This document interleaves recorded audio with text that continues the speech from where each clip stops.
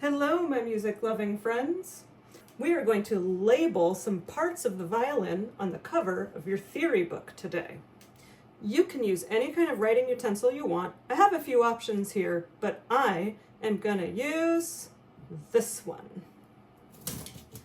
Now, the violin has many parts, but I'm only going to have us label the ones that I most commonly refer to in beginning violin lessons. Your violin should be nowhere near here because we don't want it to get damaged, knocked off, or anything like that while you're writing. But my violin's going to be in view a little bit so that we can compare the picture to my violin. And for what it's worth, this picture is actually a picture of my personal violin. At the top of the violin, there's this part called the scroll. Now on a real violin from the side, you see it looks like this, like a scroll of paper. It's very pretty. Let's write that word together. I'm going to spell it for you, and we're going to practice pronouncing it. That word is spelled S-C-R-O-L-L.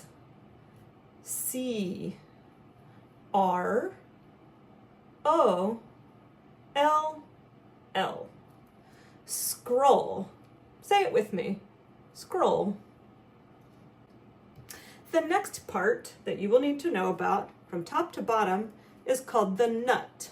The nut of the violin is a piece right here. It looks like it goes right along with this black piece, but it's its own separate part, and it's right where the strings touch the violin. The word nut is very simple to spell. It's only 3 letters. It's spelled N-U-T.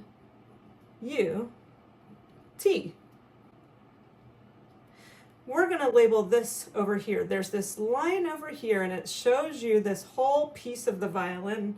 You'll notice that the violin often has terms that relate to the shape of the human body.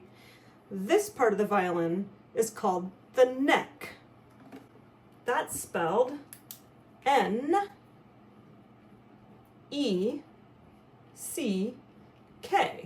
neck. I bet those are words you already know. The next part we're going to label are the strings. You have 4 strings on the violin. We'll talk about their names later, but for right now, we're just going to practice spelling the word. Right here, you see there are 4 arrows, and they all connect to one line, and that's the line where we're going to write the word strings. Here's how you spell it. S-T-R-I-N-G-S.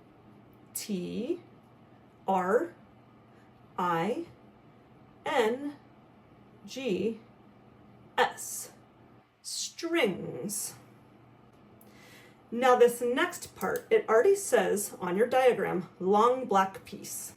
So on my violin, it's this long black piece right here. That piece is called the fingerboard. F-I-N-G-E-R,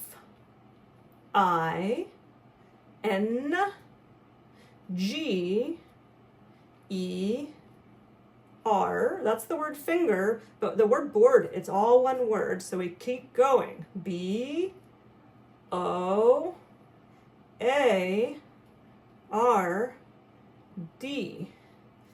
Let's practice saying that word together. Fingerboard. Fingerboard. All right, as I was saying, the violin has many parts that have human body names, and this part right here is called the shoulder. And in your lessons, I tell you to hold it by the shoulder while putting it in playing position. So we're going to label that word, and the word shoulder is spelled a little bit funny. It's spelled S-H-O-U-L-D-E-R.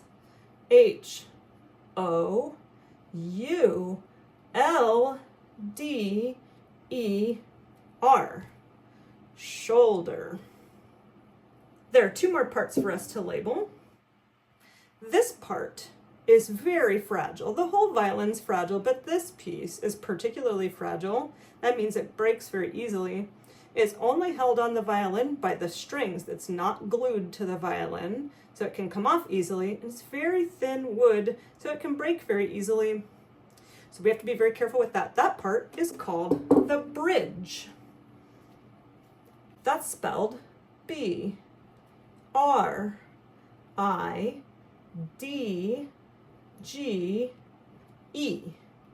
bridge. And finally, The part where you rest your chin on top of the violin is called the chin rest. And it's all one word. We're going to put that on this final line right here, pointing to this black piece. It's spelled C-H-I-N-R-E-S-T,